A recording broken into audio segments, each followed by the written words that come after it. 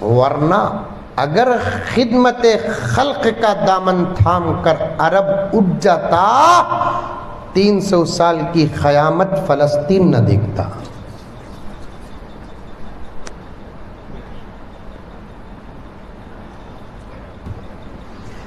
اب میں نے پوچھا کہ یہ پوری مسجد اتنی بڑی تھی مسجد، یہ پوری مسجد کو کتنے روپے کا ماربل لگا؟ تو انہوں نے کہا کہ 20 لاکھ کا ماربل لگا ہے۔ میں نے کہا کہ قالین بچھانا ہی تھا تو کیا یہ 20 لاکھ روپے میں کوئی یتیم آپ کو یاد نہیں آیا؟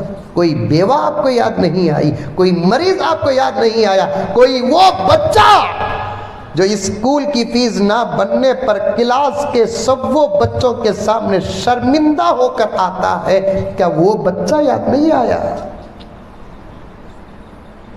غریبی کیا، امیری کیا، باپ کی طاقت کیا، اماں کا حوصلہ کیا، معصوموں کو کیا سمجھ میں آتا ہے؟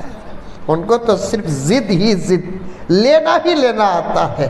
فیس 300 روپے نہ بننے والے ماں باپ بھی ہیں، 500 روپے نہ بننے والے ماں باپ بھی ہیں، ایڈمیشن فیس نہ بننے والے ماں باپ بھی ہیں۔ جب ماں باپ اسکول میں فیس نہیں بنتے قبلہ، یہ درد کہتے ہوئے میرا دل روتا ہے۔ جب بچے اسکول میں فیس نہیں بنتے تو اسکول کے ٹیچرز اور ہیڈ ماسٹر اور ہیڈ مس بچوں کے سامنے اس بچے کو ذلیل کرتے ہیں۔ وہ بچہ آ کر اپنے گھر میں کہتا ہے امی فیس کے پیسے دیو، امی ابا فیس کے پیسے دیو ابا۔ ساتھیوں کے سامنے ٹیچر مجھے ڈانٹے اور کہہ رہے ہیں کہ کل فیس نہیں لائیں گے تو تمہارے اسکول کا داخلہ بند۔ کوئی بچہ کہتا ہے کہ مجھے وہ ہال ٹکٹ نہیں دیا جائے گا فلاں اور فلاں۔ یہ 20 لاکھ روپے میں کیا قوم کے ذمہ داروں کو ایسے بچے یاد نہیں آتے؟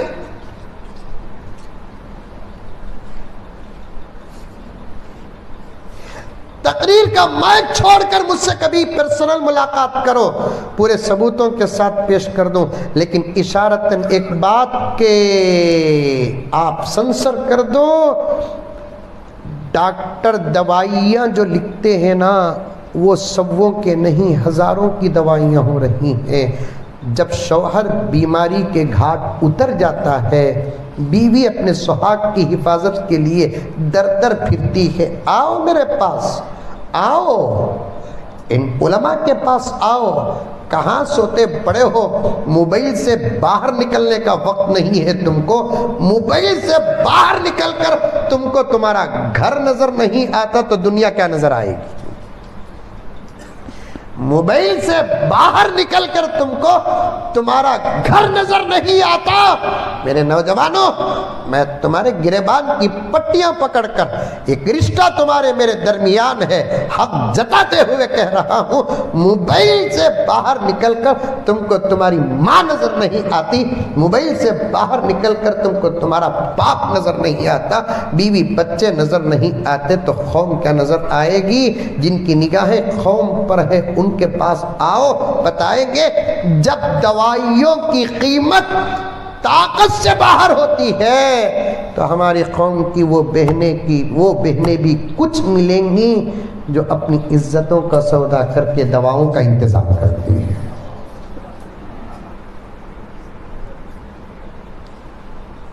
میں تو آپ کچھ بھی کہہ لیں، اس وقت میں تہجد کا سبق پڑھانے سے بھی زیادہ خدمت کا سبق پڑھانا چاہتا ہوں۔ جس جگہ پر عالی شان مسجد تعمیر کرتے ہیں اسی مسجد کی گلی میں کتنے بیواگان ہیں اس مسجد کے صدر کو معلوم ہے،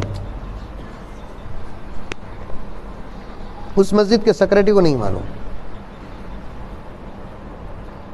اس مسجد کے ممبر کو نہیں معلوم۔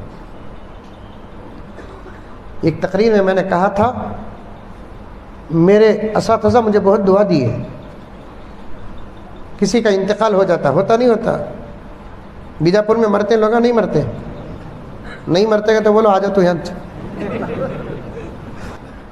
مرتے نہیں مرتے، مرتے کبھی مرد کبھی عورت۔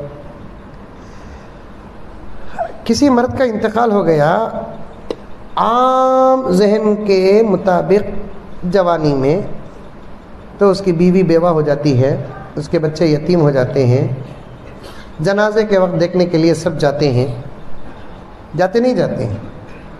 وہاں ایک عمل شروع کر دو۔ رحمان فاؤنڈیشن کے مقاصد کے ساتھ جڑ کر کہنا چاہتا ہوں، اگر ہم کو معلوم ہے کہ جس کا انتقال ہوا اس کا گھر غریبی سے گزرتا ہے، سادہ سیدھا انسان ہے، ہم لوگ جاتے ہیں، ہمارے گھر والے جاتے ہیں، جا کر دیکھ کر تسلی دے کر آتے ہیں، بن مٹھی سے بیوہ کے ہاتھ میں۔ اگر جتنے لوگ میت کے گھر جاتے ہیں بن مٹھی سے 500 روپے رکھ کر آ جائے تو کم سے کم عدت سکون کی گزرے گی۔ شادیاں کو جاؤ بولو ماما اتنے بڑے بڑے جنازے، گفٹا، پھول کے ہاراں پر کتنا پیسہ خرچہ ہو رہا ہے حضرت؟ وہ کیا مشین بولتے سو وزن اٹھاتی ہے نا، کرین سے پھول کے ہارا پنا رہی ہیں آج کل۔ کیا تبھی کرون کا وہ کیا کہتے ہیں، ہک ٹوٹیا، ہار اٹھتا نہیں، ہار والا اٹھ جاتا۔